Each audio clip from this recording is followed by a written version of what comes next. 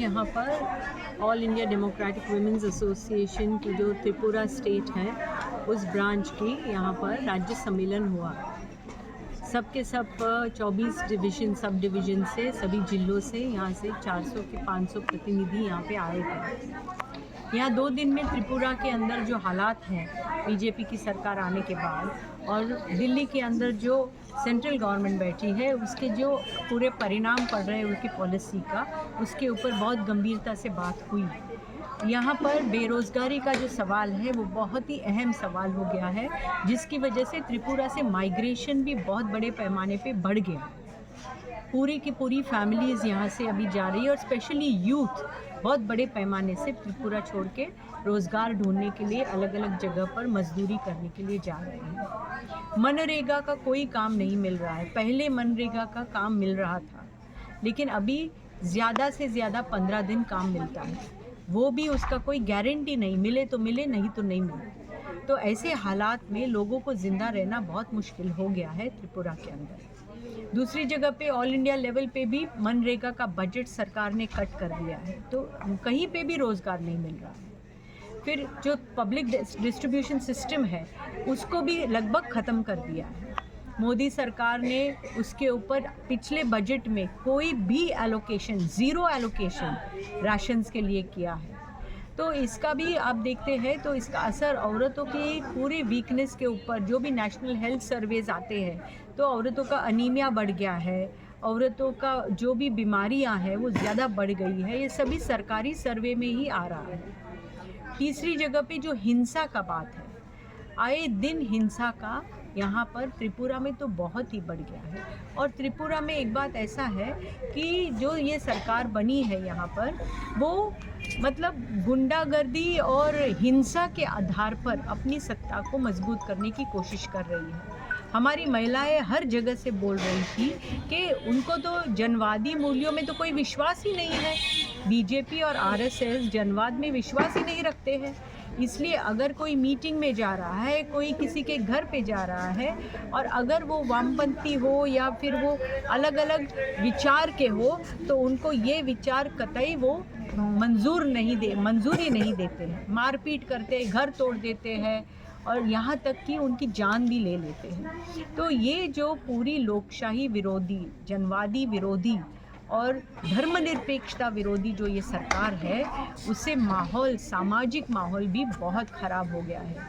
हिंदू मुसलमान, आदिवासी बगैर आदिवासी, ये जो खेला वो खेल रहे हैं, उससे पूरे देश के अंदर हालात बहुत बिगड़ गए हैं और त्रिपुरा में तो और भी बिगड़ गया है।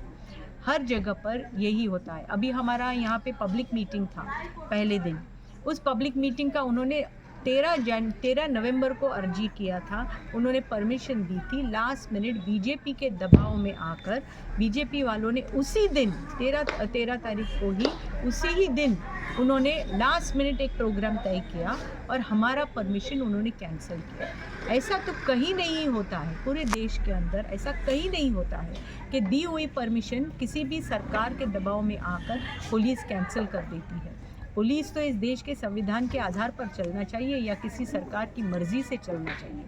तो सब जगह पर बीजेपी के लोग आज महिला विरोधी कानून बना रहे हैं, महिला विरोधी बयान दे रहे हैं। उनके एमएलएज बहुत गंदा बयान देते हैं सब जगह पर, और जो औरतों के साथ बलात्कार करता है और यौन शोषण करता है उसको समर्थन देती है बीजेपी और आरएसएस। कई नेता उनके, कई एमएलए उनके इसके अंदर अक्यूज्ड है, उसके अंदर गुनहगार है। तो इसलिए महिला समिति ने तय किया है त्रिपुरा के अंदर इसके ऊपर आगे के दिनों में हम आंदोलन बनाएंगे ज़्यादा मजबूती से, क्योंकि आदिवासियों के पूरे कानून उन्होंने बदल दिए हैं। सब तरह के अंबानी और अदानी को इस देश बेचने के लिए और अमेरिका की लाचारी करने के लिए आज मोदी सरकार अपनी हुकूमत चला रही है। ये हमारे सब के लिए बहुत शर्म की बात है, भारत के लिए बहुत शर्म की बात है कि ऐसी सरकार गद्दी पे बैठी है। तो इसके खिलाफ हम लोग आवाज़ उठाएंगे आगे के दिनों में। जो सम्मेलन শেষ হলো, এই সম্মেলনে আমরা 85 জনকে নিয়ে নতুন কমিটি গঠন করেছি এবং এই কমিটির মধ্যে আমরা বিগত সম্মেলনে যে কমিটি করেছিলাম 97 জনকে নিয়ে, কেন্দ্রীয় কমিটির নির্দেশ মতো এবার আমরা 85 জনকে নিয়ে কমিটি করেছি। এই কমিটিতে নূতন মুখ এসছে 19 জন, এসটি 22 জন, এসসি 13 জন, সংখ্যালঘু 4 জন, ওবিসি রয়েছে 11 জন। এবং আমাদের রাজ্য যে সম্পাদক মণ্ডলী, এই সম্পাদক মণ্ডলী আমরা 23 জনকে নিয়ে করেছি। এখানে এই সম্মেলন থেকে আমাদের নূতন সভানেত্রী এখানে নির্বাচিত হয়েছেন কমরেড বৃন্দা দেববর্মা। সম্পাদিকা হিসাবে আমাকে পুনর্বার নির্বাচিত করা হয়েছে। আমরা এই সম্মেলনে আমরা যে আলোচনা 2 দিনব্যাপী যে আমাদের আলোচনা হয়েছে, সেই প্রতিনিধি আমাদের 30 জন প্রতিনিধি এই সম্পাদকীয় প্রতিবেদনের উপর আলোচনা করেছেন। তাতে করে গোটা রাজ্যের মধ্যে মহকুমাগুলির যে রাজনৈতিক অবস্থা, এই অবস্থায় দাঁড়িয়ে নারীদের কাজ করা খুবই কঠিন।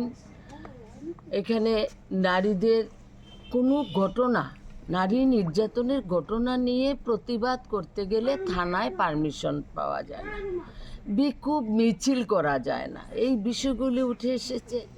এবং এখানে আমাদের জেনারেল সেক্রেটারি বলেছেন রাজ্যের যে বর্তমান যে পরিস্থিতি, এখানে যেভাবে করে প্রশাসন যেভাবে এই রাজ্যের জনগণের স্বার্থে কোনো কাজ করছে না, ফলে স্বতঃস্ফূর্তভাবে গোটা রাজ্যের মধ্যেই নারীরা আজকে আন্দোলন করছেন, পানীয় জলের দাবিতে আন্দোলন করছেন, রাস্তা মেরামতের দাবিতে আন্দোলন করেছেন, এবং স্কুলে মাস্টারের দাবিতে ছাত্রছাত্রীর সঙ্গে অভিভাবকরাও সেখানে আন্দোলন করছে।